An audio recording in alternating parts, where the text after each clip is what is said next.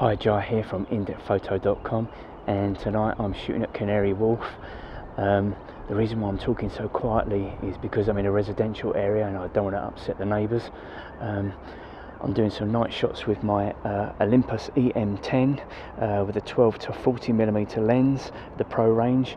We've got a lovely bridge that leads into Canary Wharf and this water basin, which is quite well placed, and you've got all the main Barclays, HSBC, State Street, Citibank lights all there, along with number 1 Canary Wharf.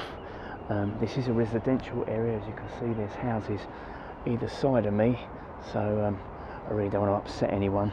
So let's just have a quick butchers of what I'm actually getting on my camera.